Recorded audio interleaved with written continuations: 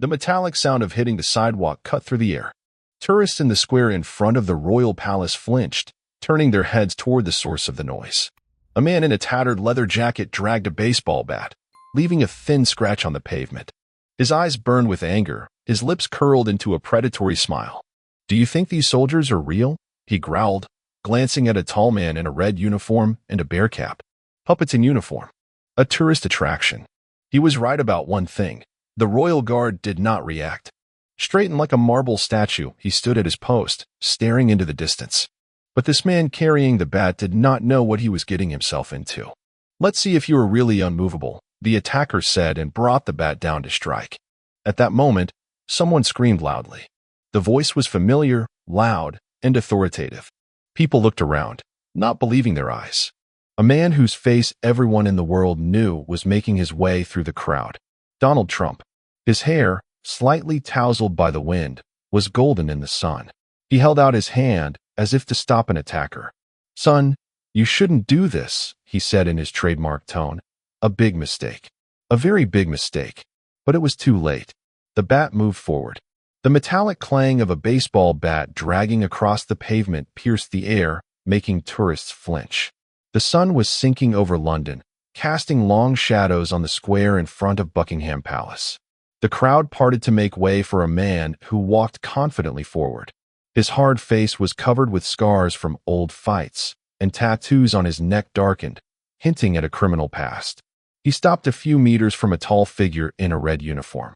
The Royal Guard stood there, imperturbable, as if carved in stone. His eyes, hidden in the shadow of his bearskin hat, gave no sign that he had noticed the threat. "Look at how he doesn't even blink," the stranger said mockingly, tossing the bat and catching it in his hand. "Maybe it's just a dummy?" Some in the crowd laughed nervously, but most tourists were already pulling out their phones. Some to take pictures, some to call the police. The atmosphere was heating up. The man came closer, leaning in so that his face was almost touching the guardsman's. "What? You're not going to talk, soldier?" he whispered, sliding the bat across the shiny button of his uniform. The tension reached its limit. Even those who usually expected funny videos of the Royal Guards felt that this was something else. This was not a joke, not a prank by another blogger. It was a real threat. And it was at that moment that the unexpected happened. "Hey, buddy," a loud, familiar voice cut through the tense silence. All heads turned sharply. A man in a dark suit, a white and red tie, and a distinctive hairstyle was walking through the crowd with wide strides. His confident expression left no doubt that this man was not afraid to intervene. "Donald Trump. This is a bad idea, a really bad idea," he said, stopping a few steps away from the attacker. The man with the bat froze in disbelief. "Is that Trump?" someone in the crowd muttered. "Man," Trump continued, gesturing, "I've seen a lot of stupid decisions in my life. A lot of them. Believe me, I know what a bad decision is. And right now you're making the worst one possible." The man with the bat blinked, as if thinking. His fingers tightened their grip on the handle. "What if I don't listen to you?" His voice didn't sound as confident as it had a few seconds ago. Trump took half a step forward, his eyes narrowed. "Then you should know one thing, my friend," he said, leaning forward a little. And suddenly, there was movement. The baseball bat flew up, flying straight at the guardsman's head. And at that moment it became clear that this guardsman was not just a statue. The bat was flying in an arc, its metallic shine cutting through the air. The crowd held its breath. There was horror in the eyes of the tourists. Something terrible was about to happen. But those who thought that the guard would just stand there and take the hit were wrong. In a split second, before the weapon reached its target, the Royal Guard made a single, but perfectly calculated movement. His right foot shifted a centimeter, his left shoulder went back, and the bat whizzed a millimeter away from his head, hitting the air. There was no sound of impact on the body, only an empty whistle. What happened next was like lightning. The guardsman, who had been standing still a second ago, exploded into action. His ceremonial rifle, which everyone thought was just a mere decoration, instantly turned into a weapon of war. With a powerful movement, he lowered the stock, hitting the attacker's wrist. There was a dull crack. The bat flew out of his hand. The man who had considered himself a predator a second ago now froze, staring at his fingers, which did not obey him. He took a step back, but the guard had already moved forward. In one motion, he grabbed the immobilized attacker by the forearm and twisted him so that he was on his knees. What? The man gasped, his eyes bulging. The guardsman remained silent. His movements were calm, calculated, without a single unnecessary emotion. He was not just fighting, he was controlling the situation. The crowd erupted in shouts. Someone was filming, someone was running away, others were applauding. And it was at this moment that everything became even more interesting. Wait a minute, wait a minute. Trump took a few quick steps forward, raising his hands as if trying to intervene. The guard did not pay attention to him. He held the attacker, who was writhing in pain, without letting go of him even an inch. Listen, friend, I don't know who you are. Trump leaned over to the man on the ground, but you just made a very, very big mistake. Maybe the biggest one of your life.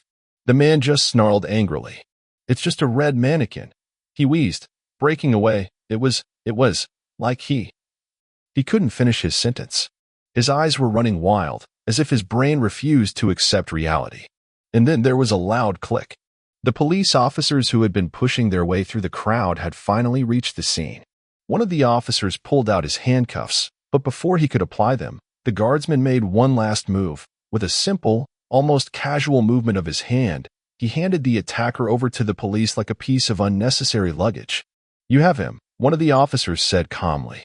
Great, Trump exclaimed, snapping his fingers. That was a fantastic performance. I've seen a lot of fights in my life, but this, my friends, this was something. The police quickly took the attacker away, but it was not over yet, because the one who tried to attack was not alone. No one knew it yet, but nearby, behind a tourist shop, someone else was watching. Someone who wasn't going to give up so easily. The police had just broken the attacker's arms, but there was still a sense of danger in the square. This was not the moment to exhale. The Royal Guard returned to his original position as if nothing had happened. His posture was perfect again, his rifle in a strictly defined position. But only he knew that the situation was not over. Among the tourists who still couldn't get over what they had seen, one man wasn't taking pictures on his phone and didn't look surprised. He stood a little to the side, carefully assessing what was happening. Tall, with short hair and tinted glasses, he was clutching something heavy in his pocket.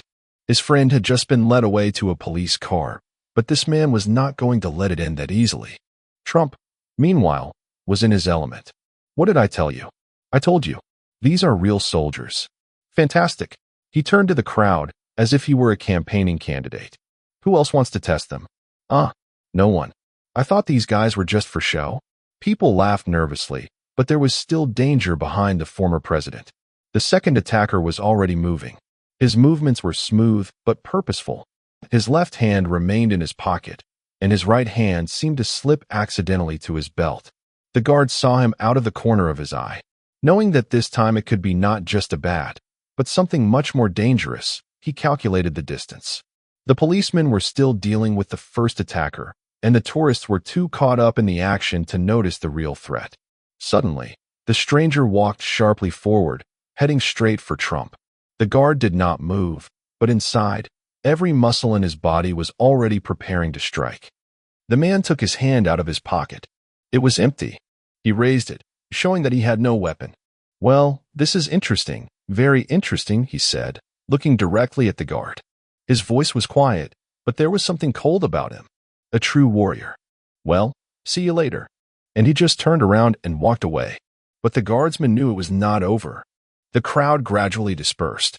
Tourists, still not believing what they had seen, returned to their excursions, watching videos on their phones and sharing their emotions. Police officers loaded the attacker into a car, and the second man, the one who had posed a threat but made no real movement, disappeared into the narrow streets of London. But the tension remained in the air. The guard stood at his post again, perfectly straight, as if nothing had happened. But every nerve in his body was tense. He realized that the second attack could be even more dangerous than the first. And there was Donald Trump standing right next to him. Yes, it was probably one of the most exciting moments of my life. The former U.S. president gestured vigorously to the crowd. Did you all see that? Guys, this is a real soldier, a real hero. Fantastic. The journalists who appeared on the square immediately started filming and asking questions. Mr. Trump, are you not afraid that this incident had political overtones? How did you end up here at this particular moment?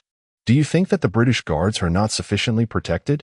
Trump opened his mouth to answer when the guardsman, still without a word, made a tiny, almost imperceptible movement of his head. Something was wrong. Trump fell silent, noticing his hard stare. "What?" he began, but then it happened. A loud, sharp sound tore through the air. Not the sound of a punch. It was the sound of a gunshot. A black shadow flew out from somewhere behind the decorative facade of the building. A man in dark clothes hiding in the crowd pulled out a weapon, but he wasn't aiming at the guard. He was aiming at Trump. The seconds stretched out. The guard instantly moved. The shot rang out again. The bullet was headed in the direction of the former president, but at the last moment the massive body of the guardsman changed its trajectory. The crowd erupted in screams. People fell to the ground, hiding behind benches and pillars, and the attacker ran away. But this time he would not be allowed to disappear. The shot still echoed in my ears. People were screaming, falling to the ground, trying to hide behind benches. Tourists who had been filming a second ago were now holding their phones with trembling hands.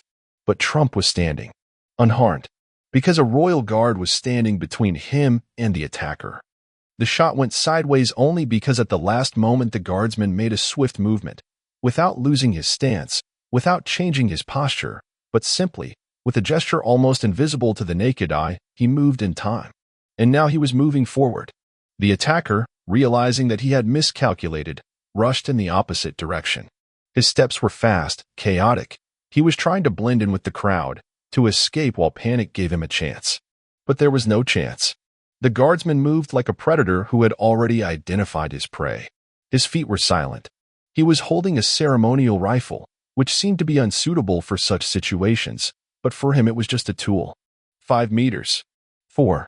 The attacker looked back and his eyes widened in horror. He realized that the guard was not just catching up with him. He would not let him get away.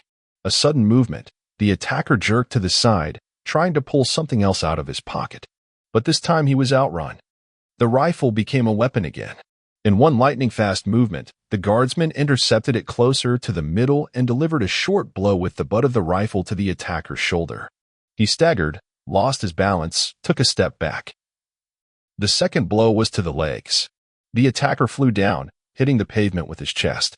The guardsman was instantly on top of him, his knee wedged between the enemy's shoulder blades. "Don't move," he heard behind him. Police. Still with their guns drawn, the officers rushed to the scene. The attacker was roughly turned over and handcuffs were snapped on his hands. He was still mumbling something. It was either an excuse or a curse, but no one else was listening.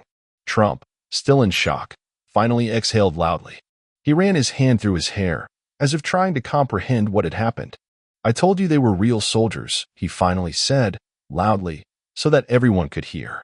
The guardsman was already standing up straight, as expected. Not a single expression on his face.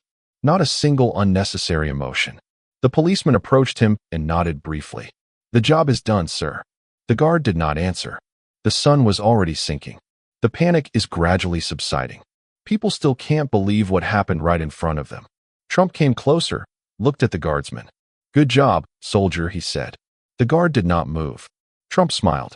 "They don't even blink," he muttered, and turning to the crowd, he added loudly, "I'm thrilled. It's just incredible." The police took the attackers away.